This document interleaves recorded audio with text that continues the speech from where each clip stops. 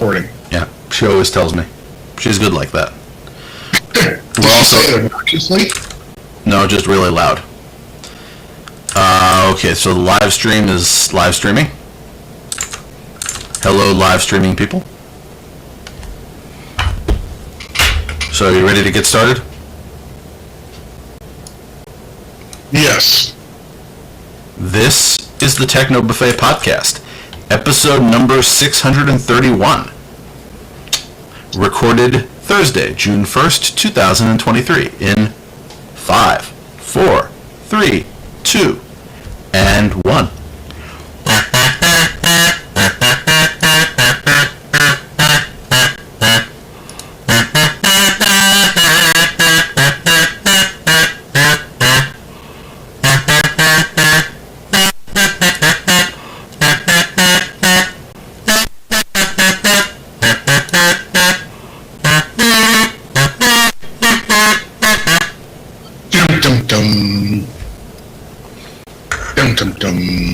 Yeah, you do that. You do the dum-dum-dum-dums. Dum-dum-dum-dum. I are the dum-dum. I think it's a union job. Oh, yeah. Anyway, so welcome to another exciting episode. We're on a Thursday, which is good because we weren't on a Thursday last time. And I've once again relocated. I'm above ground this time. Yay! I'm not always above ground. You may notice I alternate most frequently, excluding from when I'm in a hotel, between a basement, my apartment, which is a ground floor apartment with a view of a concrete retaining wall, and this final location where I can actually look out and see something. Although I closed the blinds, so not at the moment. Excuse me. So it's been another week. And that means another bunch of home automation projects. But mostly it's been repairs. I don't know how I keep breaking things.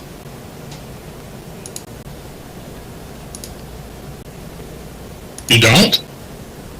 Well, let me give you an example. So I told you that there were some electricians coming and they were supposed to do some smart home work.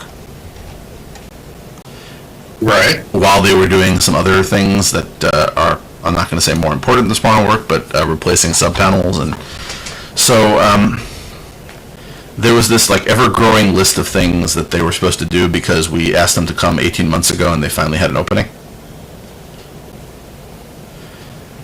So I added things to the list and my relatives added things to the list because we all are in that place at one point or another. So one of the things on the list was to replace a broken outlet. Right. The outlet happened to be near where the computer that runs the home automation is, and it has a Sonoff Zigbee controller with an external antenna. Apparently when they pulled out the furniture to get at the outlet, they ran over the Sonoff Zigbee adapter and ripped off the antenna connector. So that would explain why none of my Zigbee devices work anymore. Goodness. Yeah, well, I had to leave before the new one arrived, but I had to sort of work around that a bit. And, little things like that. But now the house is full of new smart switches running on various programs that I put together. So that was a lot of my week. Then I arrived at this new location where I have what I've referred to as Weather Station Charlie, which has another Home Assistant installation. Ooh. Yeah. Well, you've heard me refer to this before. So I have, of course, Alpha, which is my apartment. Then I have, of course, Bravo, which is the place with the basement. And this is Charlie. So each place that has a weather station also has a Home Assistant instance, because I often run them on the same computer. So now I'm doing the upgrades to Home Assistant Charlie location and fixing things here, because every time you leave it alone for a while, the maintenance needs to come in. So I don't upgrade them unless I'm there most of the time. So this one is, I haven't been here in 2 months, so no, more than 2 months, 3 months. So I had to upgrade 2 or 3 versions. I had to, update the ESP home firmware on the sensors. I have Is one. it hard to upgrade a lot versus just a little? Well, you know how it is. It's necessary maintenance. It not like it took 3 days. It took like an hour. Oh, But there were a few problems. For example, I have the M5 stack speaker that was recommended as part of the Year of Voice here. It wasn't. Right. I bought it before they recommended it for the Year of Voice, so I wanted to upgrade it so it could do what was advertised in that video, which is you could press the button on it and use it as a little voice remote. So the problem was, it said that the upload package was too large to fit on the thing. So I had to do a little tweaking. And then I had a cough. This is the only place that I have cough switches installed. And it wouldn't let me upgrade those because it said that the package was too large for upload. So I had to upload a smaller package to get to the latest version, then upload the full installation afterwards. So I had to do it a little tweaking. So now everything seems fine. Except for the broken antenna thing, but I can't deal with that until I'm back there. Progress is hard. yep. And there are a few little things. The location updating between my apartment and the other locations wasn't working because the name of something changed. When I swapped out the Pixel 6 for the Pixel 7, all 3 places, it sends its location to Station Alpha, and then Station Alpha over MQTT sends it to the other 2 stations. Does that make sense? It does. Okay. Confusing, but sure. Well, MQTT has bridging. So what I have is that the MQTT brokers in the 2 secondary stations contact the alpha station and ask it to mirror certain topics. So that also means I don't have to pull the same APIs over and over again. Mm-hmm. For example, I have an API call for the driving distance between Station Alpha and Station Bravo. So I want both stations to know that and be able to display the information. So one station just sends it to the other one. So again, a lot of little things that have to be serviced. Also, while they were doing the sub-panel replacement, they succeeded in shutting off my power about 8 times, and I was trying to work. Well, it was just sort of this comedy of errors. So the room that I was working in, each side of the room had outlets that were on a different breaker. So they would tell me, oh, we're shutting off all the breakers in the sub-panel, and then I looked for the outlet that was working and then moved my work power to the side of the, I had an extension cord. And then they somehow succeeded in shutting off all the power in the room. And so I had to sort that one out. And then they left for the day while I was still working after they got the power on. And I came up to find out that they had apparently left the power to the bedroom I was sleeping in completely shut off. So I had to call them to come back so that I wouldn't end up having no power in the bedroom until the next time they actually showed up. So it worked out in the end, but actually that's not true. They haven't sent the bill yet. So they did the things that were desired.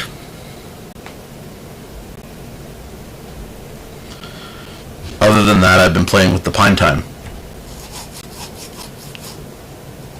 You remember the Pine Time?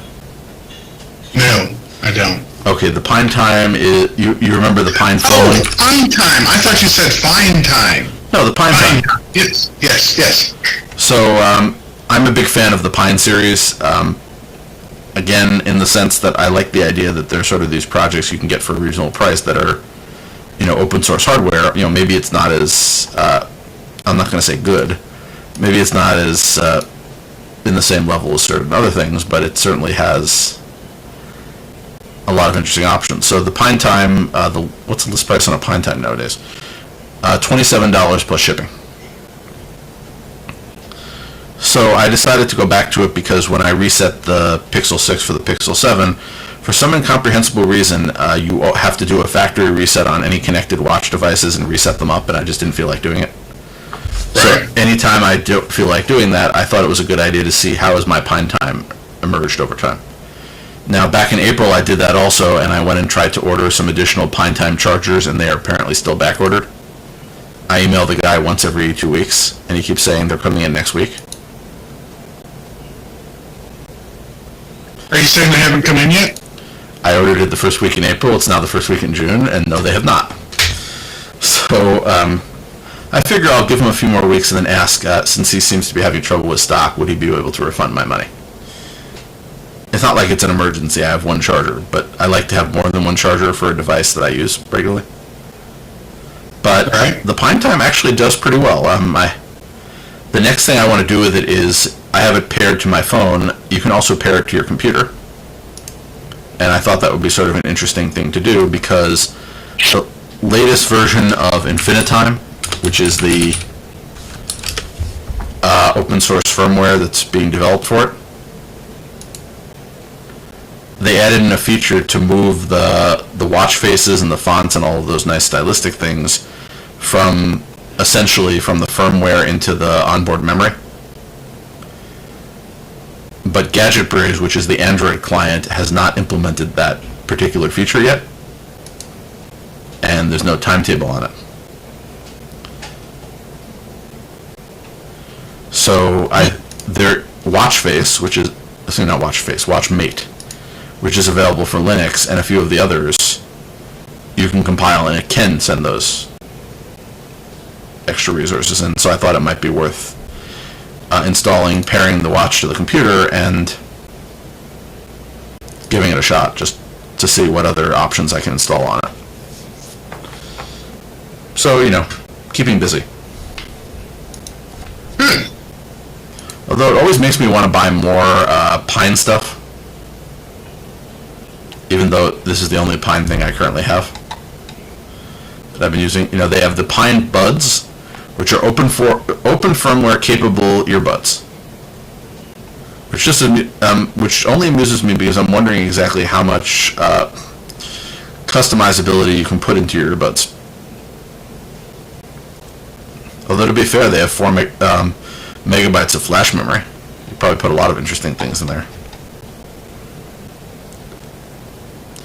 But then, of course, there's the Pine Book, the Pine Phone, the Pine Phone Pro, the Pine Tab, the Pine Note. Lots of pines. Yeah. You own any pines? I have some pine trees, but no. Okay, well, someday I will find another Pine item I'm interested in playing with. I thought about getting the Pine Phone just to sort of be amused by it.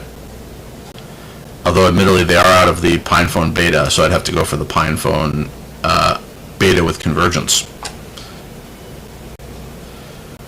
Which, if you look at the specs for that, it's a not a bad basic phone, but it's sort of the question of, do you want to play with an item that you make phone calls on that is essentially a beta device?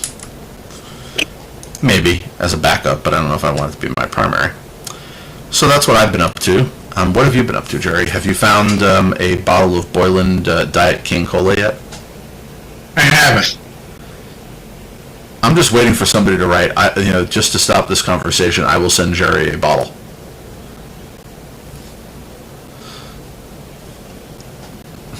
That would be cool. That would assume we had listeners who wanted to send you things. I'm jealous of all those podcasters where their listeners write them letters, and of course I'm not jealous enough to work harder. So I suppose it's on us. Fair enough. Yeah. So, did you do any projects you'd like to share? I have not. Although I don't know. I'll share it next week if it's appropriate. Never mind. I'm not going to share it now. Well, I hope to do more. There are things that I want that don't exist. Really? That sounds not fun. I'll give you an example. So, have you ever bought a little plug-in nightlight with a dawn to dusk sensor on it? Yes. So when you turn off the lights in the room, there's like a little light so that you don't trip in the middle of the night, fall to the floor, bang your head, and cause an accident? Yes. I've been having problems with those because of various positioning. It means that there are some cases when the lights are on in the room and it's on. So I really want a smart version of that, where I can have it paired with the actual smart switch or smart light bulb in the room so that it knows when that light is off and turns itself on. So I decided to build one of these. Well, build is sort of a bad word. I decided to set up one of these in a way that is probably not as cheap as it could otherwise have been. Right. Essentially, I just plugged I found one that didn't have a dawn-to-dusk sensor, that just had a traditional on-off switch, and plugged it into a smart plug.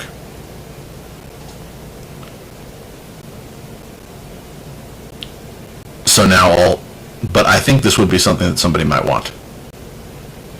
A smart nightlight. Sure.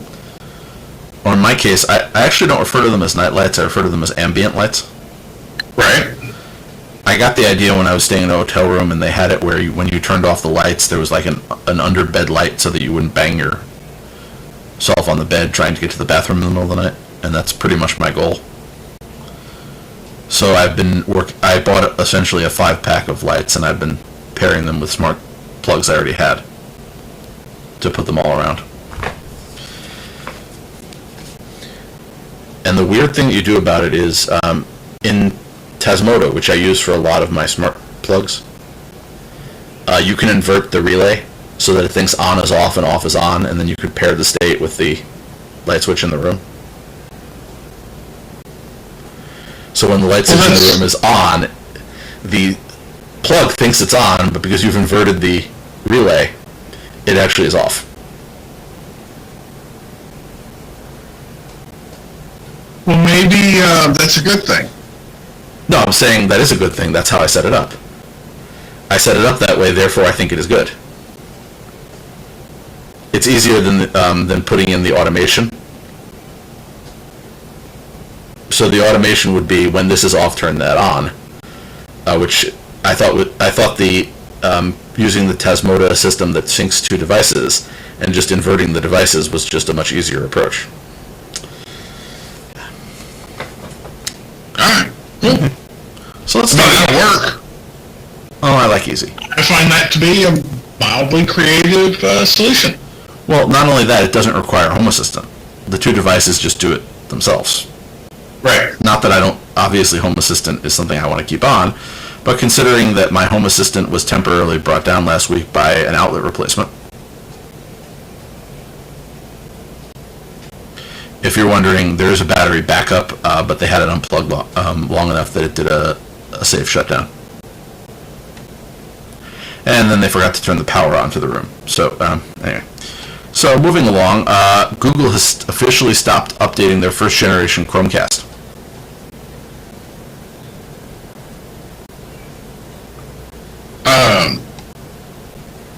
Okay, that's how old? 2013, 10 years. That's pretty old. Yeah, I'm not upset about it. I think that's a good long run for I get a little annoyed when somebody discontinues a device after 2 years, because I think that's a bit short. I could understand if they weren't updating it. They weren't adding new features, but they were just doing like security fixes after the first 2 years. But saying that they expect you to buy a new device and render your device useless after 2 years is disappointing. Right. But again, this had a nice long run. There's a second generation device, and now for pretty much the same price as you would have originally paid for a first generation Chromecast, you can get a Chromecast with Google TV, which has a remote. So I think it's fine.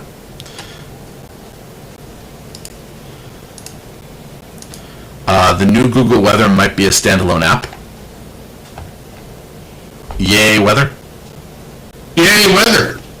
I like weather. Who doesn't?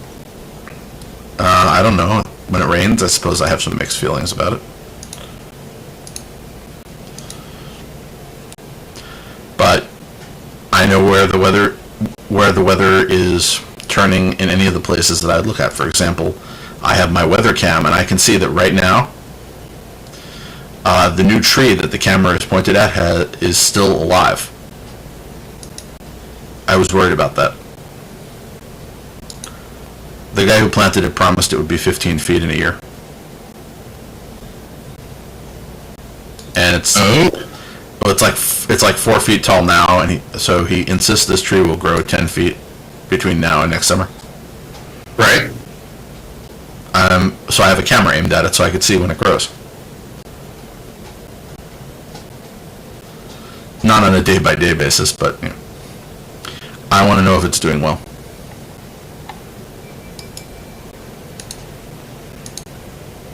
Moving on to WhatsApp.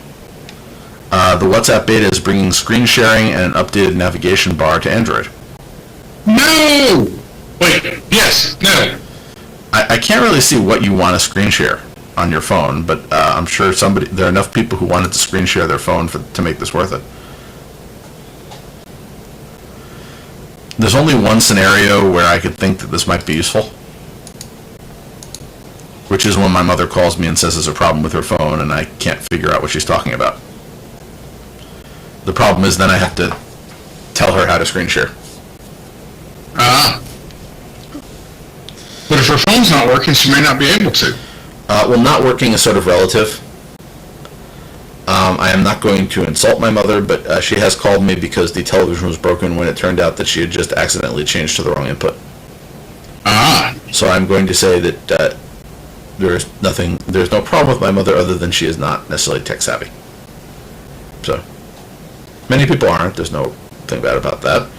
But I'd like to find new ways to make it easy for me to give her the answer so that I don't get frustrated about it.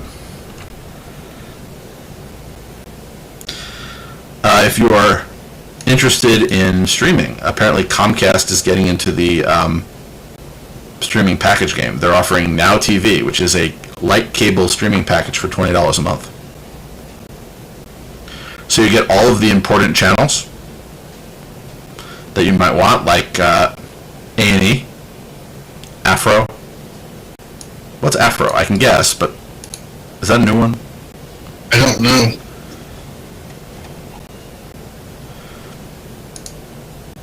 AMC, Animal Planet, BBC America, BBC News, Comedy.tv, Cooking, Crime and Investigation, Discovery, Discovery Live, Food Network, FYI, Great American Family, Great American Living, Get TV, Game Show Network, Hallmark Channel, Hallmark Drama, Hallmark Movies and Mysteries, HGTV, The History Channel, Investigation Discovery, IFC, Justice Central, Lifetime Movie Network, Magnolia Network, Military History, Motor Trend, OWN, I think that's the Oprah one, Pursuit, Recipe.tv, Science Channel, Sunny Movies, Sundance TV, TLC, Travel Channel, Vice, WeTV, and the Weather Channel.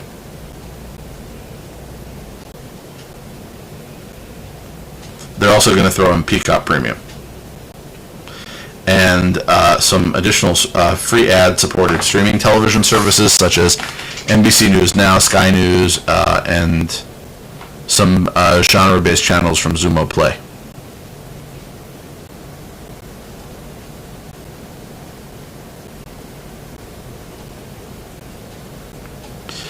I'm not sure I would pay for that.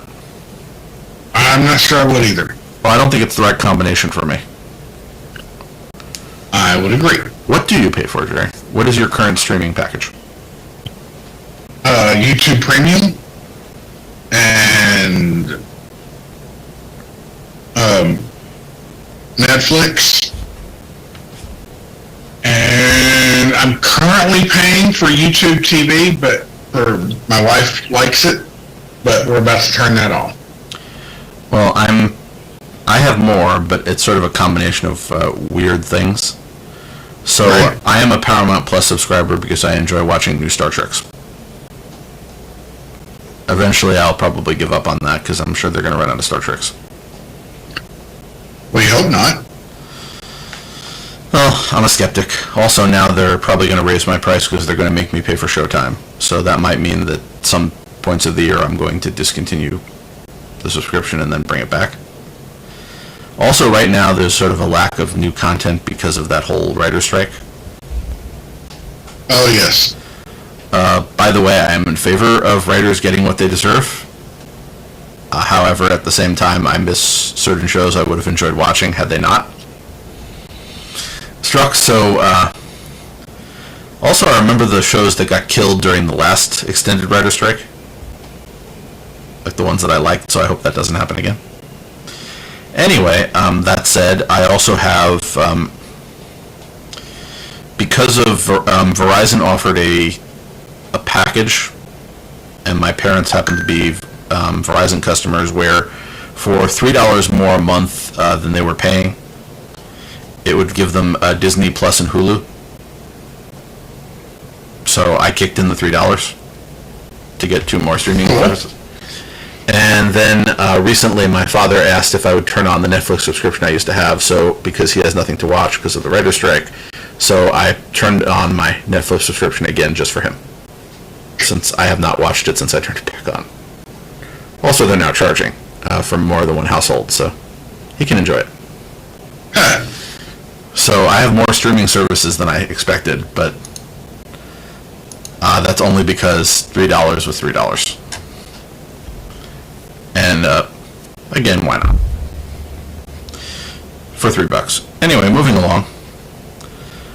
They don't have that plan anymore, I think. So once they get rid of the grandfathered people, I will probably get rid of those services. Right. Yep. And go back to something else. I still have my DVR, and I still use it for various things. Moving on, there's an article about the 11 Android 13 settings you should change immediately. I just always get a kick out of these articles because it's sort of interesting to wonder what people think is important. So this is what these authors think is important. They're saying that once you get your Android 13 phone, you should change your app language settings. Why? Apparently, if you are a multilingual person. Since I don't... Yeah, so if you're multilingual, you should make sure that you set up all the permissions to work with your specific version of the language. So you, again, different variations, like the US English versus UK English. And they're saying that you should switch back to the 3-button navigation bar instead of the gesture-based navigation. I like the 3-button navigation bar, thank you very much. So do I. I've used both, and it depends on how I feel. I wonder if I would like it now after being off of Android for so long. You can always come back. I'm not saying permanently. I'm telling you, the notifications on Apple regularly make me miss Android. Again, you can always come back. I know. Return to the light, Jerry. Return to the light. Sorry, that's my attempt to subconsciously influence you. Using my soft voice. Thank you. I don't know if it worked. Anyway, moving along, you can disable the lock screen's double line clock. I didn't know that was really annoying. I didn't either. Control smart home devices without unlocking your phone, because I really want anybody who grabs my phone from me to be able to turn the lights off. It's useful. Enable dark mode at bedtime. Update your vibration intensity. Enable the QR code quick settings tile. Enable the flashlight with a quick tap gesture. Check the flashlight status on the glance widget. Enable one-handed quick tile settings. Allow the vibrate mode to appear in the status bar. And their final recommendation, buy a Pixel 7. Yeah, well. By the way, the battery life is doing well for me.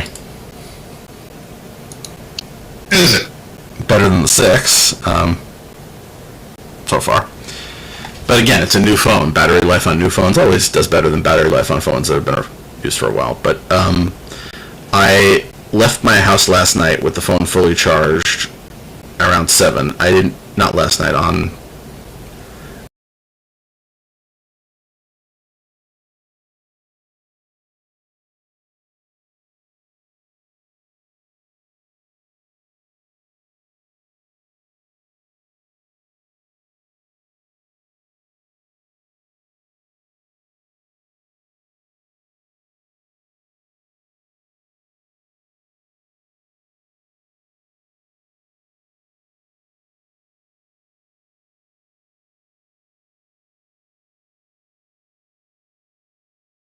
UI tweaks. It makes me think of getting like a cheap tablet, installing the Google Home app, and playing with it.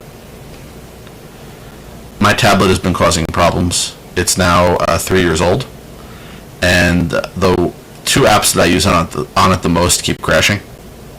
So I'm thinking of getting a much cheaper tablet that might actually work on the two apps that I like a tablet for.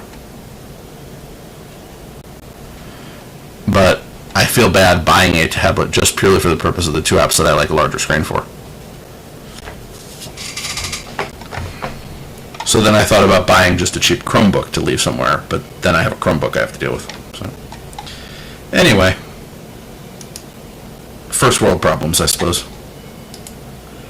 If you have the Google at a Glance widget, which remember is Pixel exclusive, they're going to be adding a ride-sharing toggle for this. So now it will tell you when your Uber is about to arrive, or your Lyft.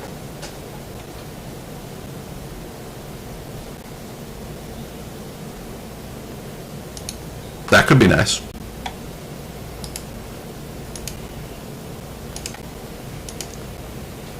Not a woohoo. I always ask that because I like to make sure that I didn't lose Jerry in the shuffle.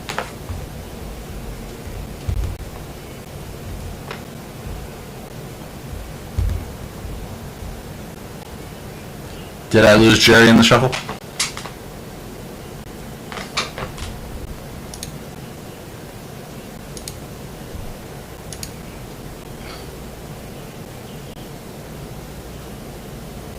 Jerry?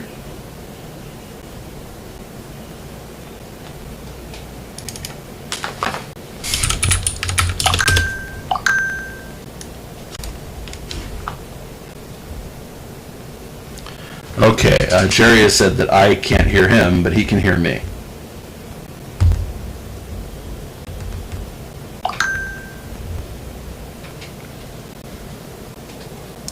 So it must be my problem because it's not his problem. So we're just looking at our settings here. Input, microphone, output. There, so far so good. There we have our Jerry. Live troubleshooting.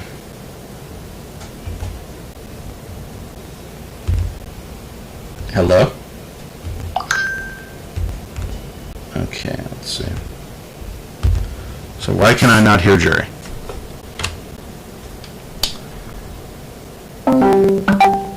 It is a mystery.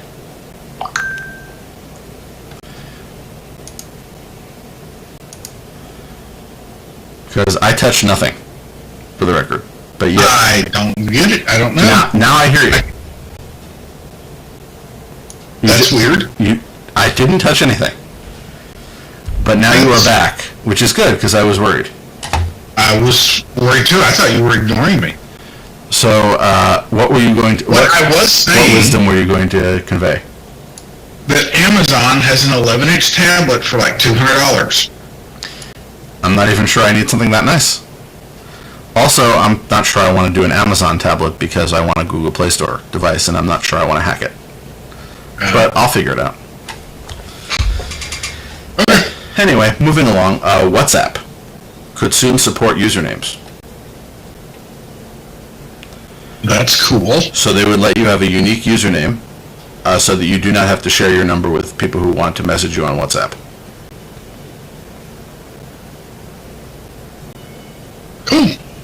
So we'll see what they make of it. If you are a Bitwarden user, which you know I now am, apparently they are announcing that passkey support is on the way. What's a passkey? It's not a password.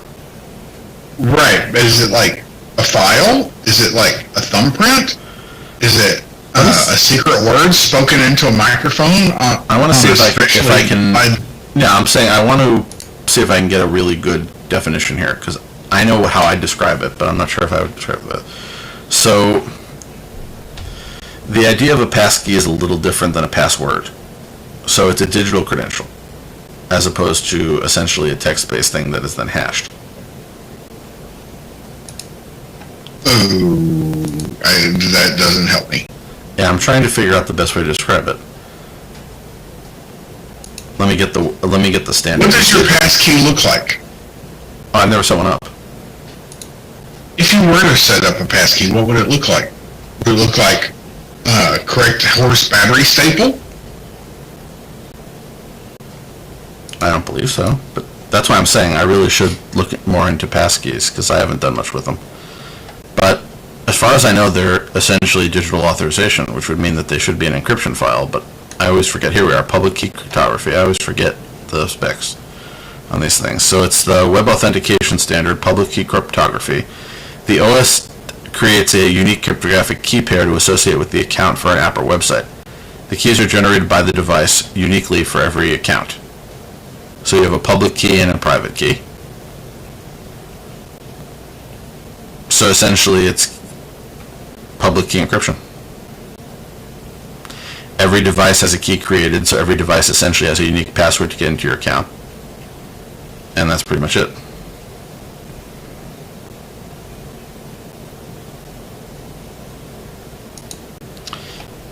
Which is interesting. So I haven't done much with them, so haven't thought much about it. But apparently, Bitwarden is going to be rolling it out. Alrighty. And again, things like this have happened. The problem with everything like this is it's always the friction, because you can do this with the YubiKey now. You can log in using your YubiKey, which is essentially the same idea. But how many people use YubiKeys? Not many. And that's where the problem sometimes comes in. The easier you make something, the more likely it is people will use it. True. But the easier you make it, the more likely it is that you'll be less than effective when it comes to the other part of it. If it's Security and convenience are often opposing forces. Yeah, so you balance it.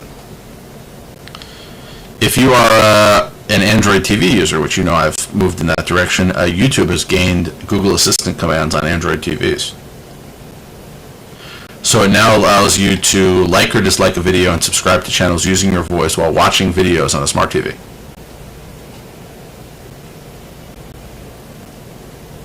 Neat. I thought that was interesting. So I can say, like this video, or subscribe using a voice prompt. Sounds good to me. Yep. And another disappointment with the people over at Google TV, Google has banned the Downloader app after TV firms complain that it can load a pirate website. Which makes no sense to me. It's a web browser and a file manager. It doesn't recommend something, nor... So what they're saying is that browsers should not be installed. That's what I hear. And the author commented that the app doesn't direct or present users to any website other than their own blog, which loads as the default in the web browser. So this is what I've used and is still installed on my devices to sideload the Myth TV client for Android TV, so I can watch my DVR. So I've used it to watch my own programming. Okay. But here's what... Pirate you. Yeah, so the interesting thing is here, the app had been installed over 5 million times, and the suspension notice says that the complaint was from several Israeli TV companies that said the app allows users to view the infamous copyright infringing website known as Stadaret. I don't know how that's pronounced. Never even heard of it. How many Israeli copyright infringing websites do you know?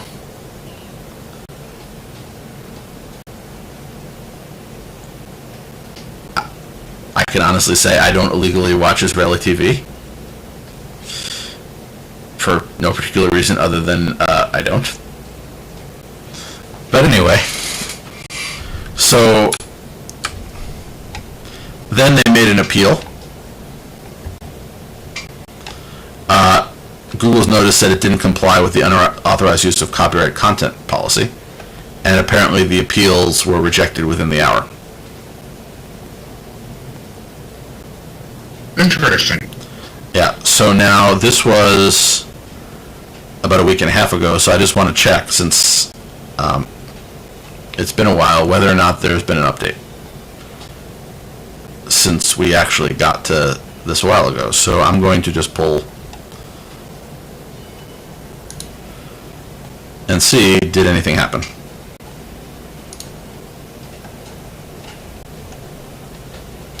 Here we are.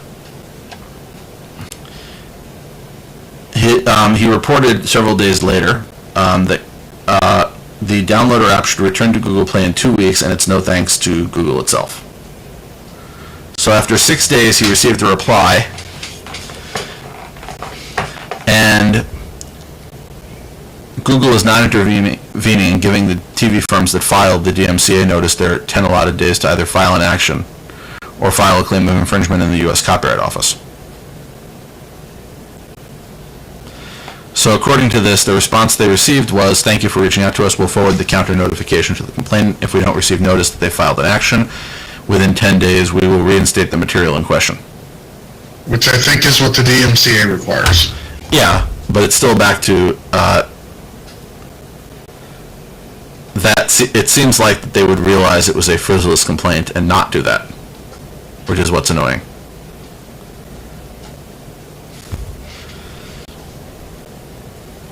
So the author's comment is that the system in place at the Play Store is truly broken if an absurd complaint that is recognized as senseless by anybody with even a remote understanding of how the open web works is able to take an app down for a minimum of 3 weeks. Assuming the law firm representing these TV companies isn't stupid enough to actually take a web browser to court for letting users access websites of their choice, the app should be available in 10 business days or 2 weeks. In the meantime, you can still install it from the Amazon App Store on Fire TV devices or side-load it onto Android TV devices. And thank you to everybody who wrote articles about this. This is his last comment on it. And pointed out the absurdity of this. So I appreciate that and wanted to sort of highlight it because I have to agree. If nobody at Google is actually looking at these things with any sort of intelligence, then the system is ripe for abuse. Some things are more technical. There's some opportunities where it isn't easy to see what's going on. But when the statement is, I'm a web browser, I don't advertise any content, I don't promote any content, I just let people view websites. I don't understand how Google, a search engine company, could decide that they're going to take somebody's livelihood off of their store for 3 weeks. What do you think, Jerry? Maybe Google just doesn't understand how browsers work. Google or the people that they've hired to... I was just joking. No, I'm saying, obviously there's somebody there who doesn't. The question is that something Google should make sure that the people reading and reviewing DMCA takedown requests actually have some knowledge. What are the qualifications to review takedown requests? So far we've established a pulse and an ability to write form letters in English. Oh well, I'm starting to get increasingly skeptical of certain people who are put into positions where they don't seem to be qualified to handle the basic job they've been given.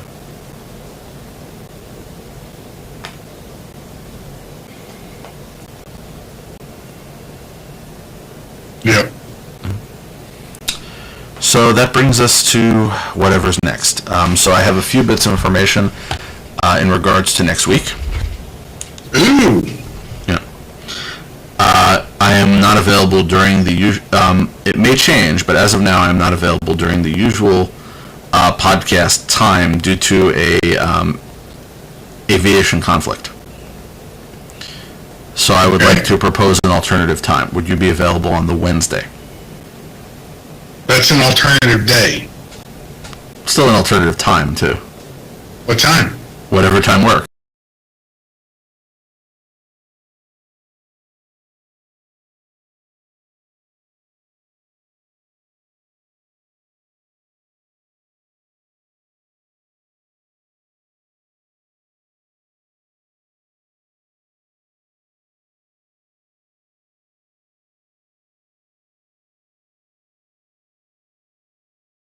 Those nights, aren't I? So for the following week, I'm assuming that means that Jerry is not available because I can't hear him, and hopefully he will magically return in a moment. But that would be the week of the 15th, and we'll figure it out. Oh, he's unavailable the following 2 weeks. He's sending me a text message since the audio cut out, which hopefully will eventually come back like it did before. But for now, again, we will work that out separately. So we will have a schedule, and the podcast will continue one way or the other. And if it turns out the subsequent 2 weeks he's unavailable, then we will just take a hiatus. But we can talk about that next Wednesday. So, Jerry, if you decide to come back, I will imagine you saying goodbye, folks. But considering that the audio took a few minutes to recycle the last time it mysteriously kicked out, I will spend some time trying to figure out why it kicked out in the first place. But he just confirmed that he is saying goodbye, folks. So let us adjourn for the week, and we will be back next Wednesday. Bye, everybody. I'm not going to try to do my Jerry imitation. You'll just have to imagine it. The recording has stopped. Heard that.